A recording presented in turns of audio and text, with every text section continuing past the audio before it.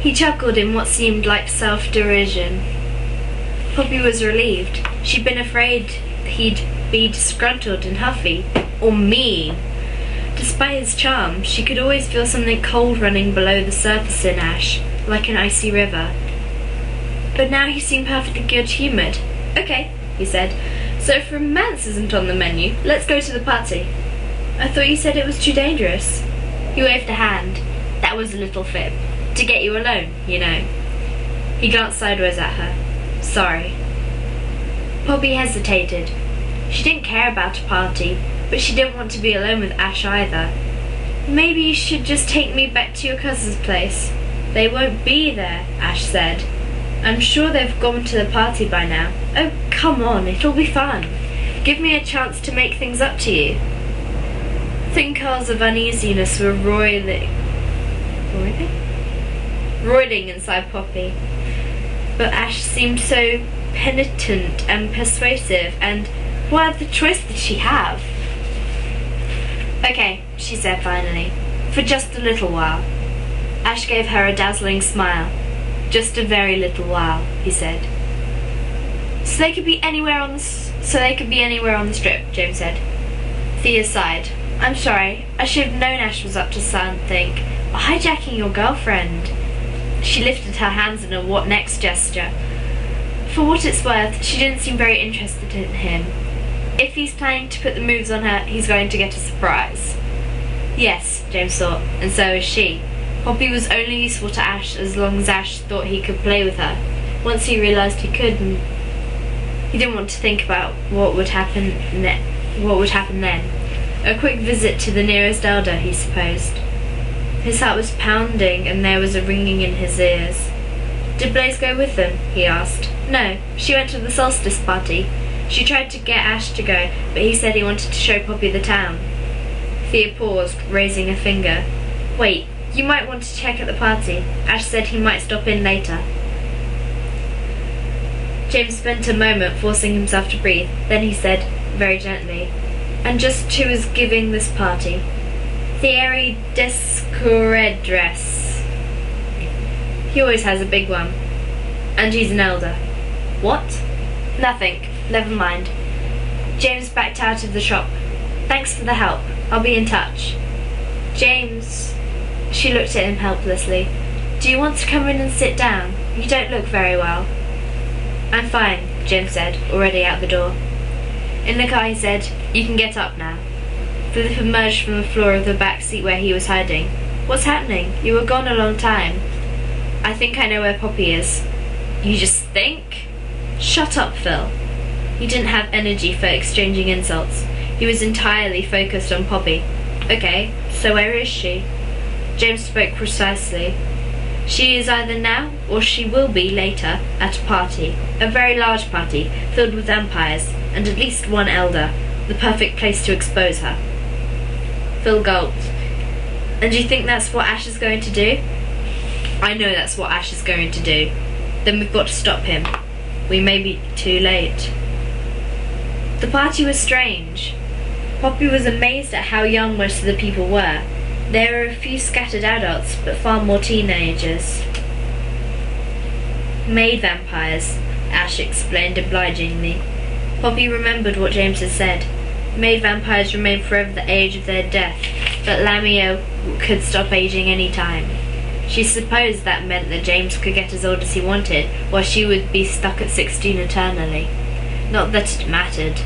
If she and James were going to be together, they could both stay young, but apart. Maybe he'd want to age.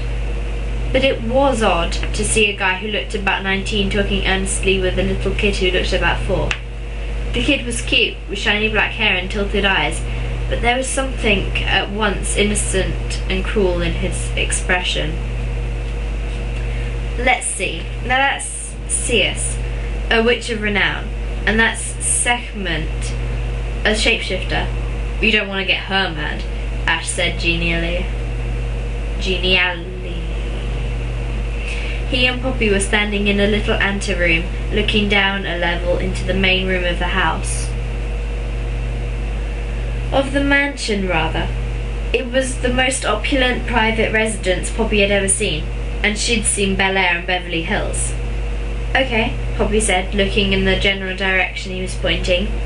She saw two tall and lovely girls, but she had no idea which was which. And that's Thierry, our host. He's an elder. An elder? The guy Ash was indicating didn't seem older than 19. He was beautiful, like all the vampires, tall and blonde and pensive, almost sad-looking. How old is he? Oh, I forgot. He got bitten by an ancestress of mine a long time ago, back when people lived in caves. Poppy thought he was joking, but maybe not. What do the elders do exactly? They just make rules and see that people keep them. An odd smile was playing around Ash's lips. He turned to look directly at Poppy, with black eyes of a snake. That was when Poppy knew. She backed away rapidly, but Ash came after just as rapidly. She saw a door on the other side of the anteroom and headed for it. Got through it, only to find herself on a balcony. With her eyes, she measured the distance to the ground, but before she could make another move, Ash had her arm. Don't fight yet, her mind counselled desperately. He's strong. Wait for an opportunity.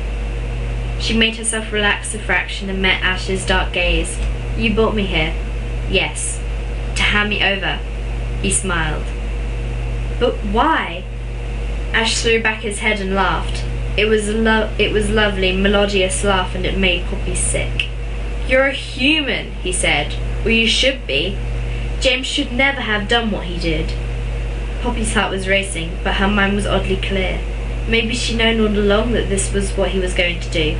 Maybe it was even the right thing to do. If she couldn't be with James, and she couldn't be with her family, did the rest really matter?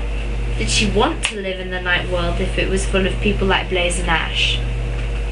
So you don't care about James either, she said. You're willing to put him in danger to get rid of me. Ash considered, then grinned. James can take care of himself, he said. Which was obviously Ash's entire philosophy. Everybody took care of themselves, and nobody helped anybody else. And Blaze knew too, Poppy said. She knew what you were going to do, and she didn't care. Not much gets past Blaze, Ash said.